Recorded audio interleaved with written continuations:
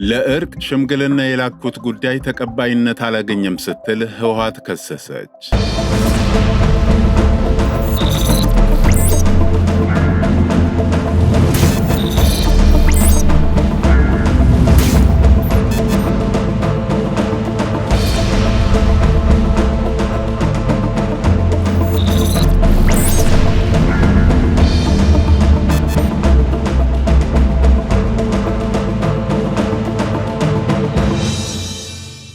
ጤና ይስጥልኝ የተወደዳችሁና የተከበራችሁ የሐቅና ሳቅ ሚዲያ ተከታታዮች፣ ሰላምታችን በያላችሁበት ይድረስ። አዳዲስና ወቅታዊ መረጃዎችን የያዘው ወሳኝ መረጃ አሁን ጀመረ። አብራችሁን እንድትቆዩ እየጋበዝኩ ርዕሶቹን አስቀድማለሁ። የላኩት ሽምግልናዬ ተቀባይነት አላገኘም ስትል ህወሓት ከሰሰች። የኢትዮጵያ እንባ ጠባቂ ተቋም የመንግሥት ሠራተኞች ለልማትና ለኤችአይቪ በሚል ከሕግ አግባብ ውጪ ደሞዝ እየተቆረጠባቸው መሆኑን አስታወቀ። በሕዝብ ትራንስፖርትና በሆስፒታሎች ውስጥ ሰዎችን በማደንዘዝ ዝርፊያ ሲፈጽሙ የነበሩ ግለሰቦች በቁጥጥር ስር ዋሉ። በጉምሩክ አስተላላፊዎችና አስመጪዎች መካከል የሚደረግ ውክልና በሰነዶች ማረጋገጫ በኩል እንዲፈጸም ተወሰነ። ሳዑዲ አረቢያ ለግመሎቿ ፓስፖርት መስጠት ልትጀምር እንደሆነ ተገለጸ። በዶናልድ ትራምፕ ላይ የመግደል ሙከራ የፈጸመው ግለሰብ እስራት ተፈረደበት። ለእርቅ ሽምግልና የላኩት ጉዳይ ተቀባይነት አላገኘም ስትል ህወሓት ከሰሰች። ዘኢኮኖሚስት እንደዘገበው ከሆነ ሰሞንኛው የህወሓትና የፌዴራል መንግስትን ውዝግብ እንዲሁም ወታደራዊ እንቅስቃሴ በተመለከተ ጠንካራና ጠጠር ያለ መረጃ አስነብቧል። ዘኢኮኖሚስት በዘገባው ለጉዳዩ ቅርበት ካላቸው ምንጮች አገኘሁት ባለው መረጃ መሰረት የአፍሪካ ህብረት ፌዴራል መንግስቱንና ህወሓትን ለማሸማገል ሞክሮ ነበር። በዚህም ጃንዋሪ 30 እንደ አውሮፓውያን አቆጣጠር የአፍሪካ ህብረት በመንግስትና በህወሓት መካከል ለማሸማገል ጥያቄ አቅርቦ ነበር ብሏል። ነገር ግን የኢትዮጵያ መንግስት ለህብረቱ በሚስጥር በሰጠው ምላሽ ህብረቱ በውስጥ ጉዳያችን ጣልቃ መግባት ያቁም የሚል ጠንካራ ምላሽ መስጠቱን ዘገባው አረጋግጧል። በዚህም በተጓዳኝ ከሰሞኑ የህወሓት ኃይሎች ተከዜ ወንዝን ተሻግረው ጥቃት መክፈታቸውና ወልቃይት ጠለምትን ለመቆጣጠር መሞከራቸውን ፌዴራል መንግስቱ ለዋናው ጥቃት እንደ ቅድመ ዝግጅት እንደወሰደው ዘገባው አትቷል። ይህም በህወሓት በኩል የሱዳን ኮሪደርን ለመቆጣጠር አሁንም ፍላጎት መኖሩን ያሳያል ያለው ጋዜጣው ሁኔታውን ተከትሎ የመከላከያ ሰራዊቱ ሰፊ ቁጥጥር ያለው ወታደራዊና የጦር መሳሪያ ወደ ትግራይ ድንበር እያንቀሳቀሰ መሆኑን ጠቅሷል። በተያያዘም ስሜ አይጠቀስ ያሉ ከፍተኛ የህወሓት አመራር የኢትዮጵያ መከላከያ ሰራዊት በሙሉ አቅሙ እየተንቀሳቀሰ ነው፣ መንግስትም እያደረገ ያለውን ካላቆመ ይህ ጦርነት ምን ያህል አስፈሪ እንደሚሆን ልነግራችሁ አልችልም በማለት ሁኔታው አደገኛ መሆኑን መናገራቸውን ጋዜጣው አስነብበዋል።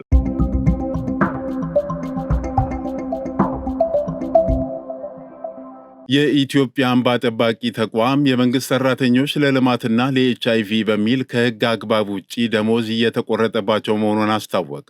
የኢትዮጵያ እንባ ጠባቂ ተቋም በ2018 በጀት ዓመት በ6 ወራት ውስጥ በእቅድ ከያዛቸው ተግባራት መካከል በ20 ጉዳዮችና በ46 ተቋማት ላይ ቁጥጥር አድርጓል። በተደረገው ቁጥጥር በተለያዩ በመቶ የአሰራር ክፍተቶች ላይ ስምምነት የተደረሰባቸው ግኝቶች ናቸው። በዚህም አንደኛው በፌዴራልና በተመረጡ ክፍሎች በማዕድን ዘርፍ ላይ ፈቃድ መስጠት፣ ማደስ እና ማገድ ጋር በተያያዘ የሚታዩ የመልካም አስተዳደር ችግሮች ዙሪያ የተከናወነ ቁጥጥር መሆኑን የኢትዮጵያ እንባ ጠባቂ የህዝብ ግንኙነት ስራ አስፈጻሚ የሆኑት አንለይ ወርቄ ተናግረዋል። በዚህም ከተለያዩ ክፍተቶች መካከል በአንዳንድ ክፍሎች በማዕድን ዘርፉ ፈቃድ አሰጣጥ አንጻር ከተሰጣቸው ስልጣንና ተግባር ውጪ ፈቃድ የሚሰጡበት ሁኔታ መኖሩንና ይህንንም ለመግታት በፌዴራል መንግስቱ በኩል የተሰራው ስራ በቂ አለመሆኑ ተጠቁመዋል። ሌላው በአንዳንድ ክልሎች ከፌዴራሉ አዋጅ በሚጻረር መንገድ የራሳቸውን አዋጅ፣ ደንብና መመሪያ የሚያወጡበት አካሄድ መኖሩ ተነግሯል። ሁለተኛው በፌዴራልና በተመረጡ ክልሎች በሲቪል ሰርቪስ መስሪያ ቤቶች የመንግስት ሰራተኞች ከህግ ውጭ የሚፈጸሙ ቅጥር፣ ደረጃ እድገት፣ ዝውውርና የደሞዝ መቆረጥ ጋር ተያይዞ የሚፈጸሙ አስተዳደራዊ በደሎች መሆናቸው ተገልጿል። በዚህም የሰራተኞች የወር ደሞዛቸው በወቅቱ አለመከፈሉና በፐርሰንት እንደሚከፈል፣ ቀሪ ክፍያቸው ደግሞ አሁንም ድረስ በተለያዩ ክልሎች በአንዳንድ ዞኖችና ወረዳዎች ያልተከፈላቸው ሰራተኞች ላይ የአስተዳደር በደል እየተፈጸመ ነው። አክለውም የመንግስት ሰራተኞች ለተለያዩ የልማት ስራዎች በሚል የኤችአይቪ የልማት ማህበር በሚል ያለ ሰራተኛ ፈቃድ እየተቆረጠባቸው መሆኑ፣ ከህግ አግባብ ውጪ በአንድ የስራ መደብ መታወቂያ ቁጥር ከአንድ በላይ ቅጥር እየተፈጸመ መሆኑ የኢትዮጵያ እንባ ጠባቂ የህዝብ ግንኙነት ስራ አስፈጻሚ የሆኑት አንለይ ወርቄ ጨምረው ተናግረዋል።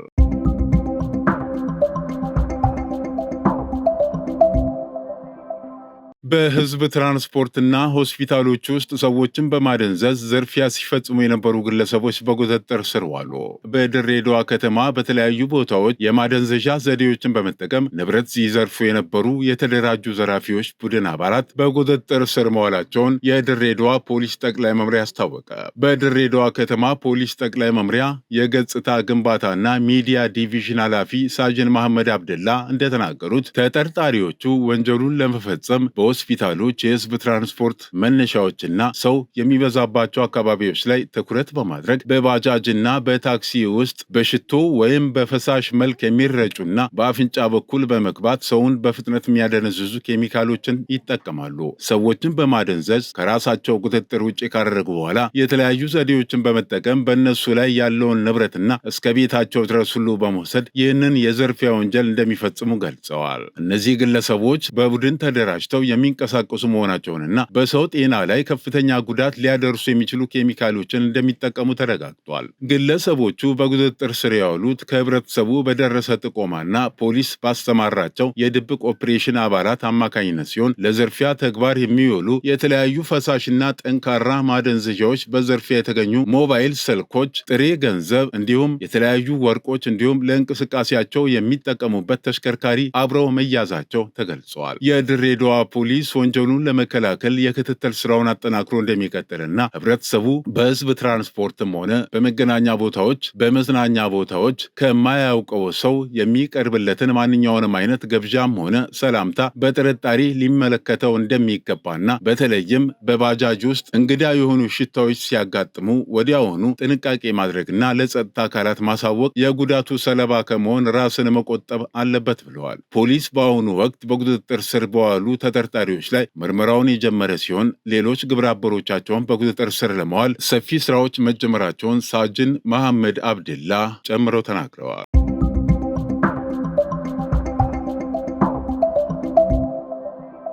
በጉምሩክ አስተላላፊዎችና አስመጪዎች መካከል የሚደረግ ውክልና በሰነድ ማረጋገጫ በኩል እንዲፈጸም ተወሰነ። በጉምሩክ አስተላላፊዎችና በአስመጪዎች መካከል የሚደረግ ውክልና በሰነዶች ማረጋገጫና ምዝገባ ኤጀንሲ በኩል መሆን እንደሚገባው የጉምሩክ ኮሚሽን አስታውቋል። ይህ የተገለጸው በኮሚሽነር ደበሌ ቃበታ ተፈርሞ ትናንት ማለትም ጥር 28 2018 ዓ.ም በቁጥር 4/1953/18 በወጣና ለሁሉም የጉምሩክ ስነ ስርዓት ለሚፈጸምባቸው ቅርንጫፍ ጽሕፈት ቤቶች በተላለፈ ሰርኩላር ነው። ኮሚሽኑ ይህን ውሳኔ ያስተላለፈው ቀደም ሲል የሚደረጉ ውክልናዎች በህጋዊ አካል የማይመዘገቡ በመሆናቸው ለንግድ ማጭበርበር የተጋለጠ ነው በሚል ነው። ከዚህ በኋላ በጉምሩክ ስነ ስርዓት የሚፈጸም ሂደት ውስጥ በአስመጪና በጉምሩክ አስተላላፊዎች መካከል የሚደረግ የትኛውም ውክልና በሰነዶች ማረጋገጫና ምዝገባ ኤጀንሲ በኩል በማረጋገጥ አገልግሎት እንደሚሰጥበት ተገልጿል።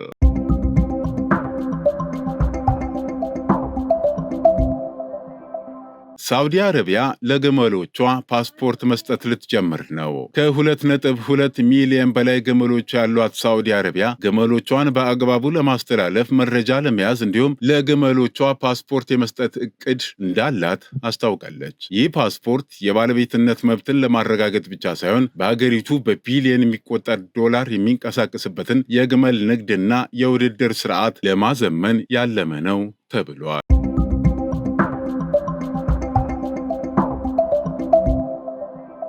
በዶናልድ ትራምፕ ላይ የመግደል ሙከራ የፈጸመው ግለሰብ በእስራት ተቀጣ።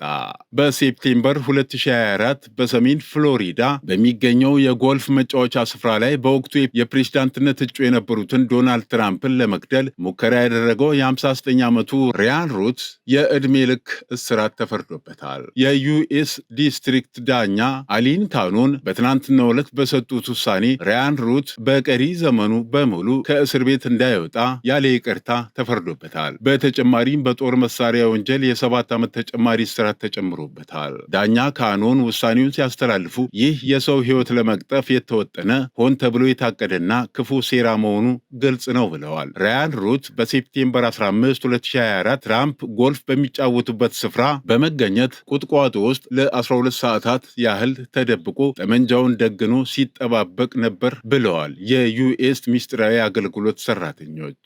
ባለፈው መስከረም ወር የጥፋተኝነት ውሳኔ በተሰጠበት ወቅት ራያን ሩት በብዕር አንገቱን በመውጋት ራሱን ለመግደል ሙከራ አድርጎ በፖሊስ ቁጥጥር ስር ውሎ ነበር። ይህ በ2024 እንደ አውሮፓውያን አቆጣጠር የምርጫ ቅስቀሳ ወቅት በዶናልድ ትራምፕ ላይ ከተካሄዱት 2 የግድያ ሙከራዎች አንዱ እንደነበር ይታወሳል። የተከበራችሁ የሐቅና ሳቅ ሚዲያ ተከታታዮች ለዕለቱ ያዘጋጀናቸው ዋና ዋና መረጃዎች እነዚህን ይመስሉ ነበር። መልካም ጊዜ። መነሻችንም መድረሻችንም ኢትዮጵያ።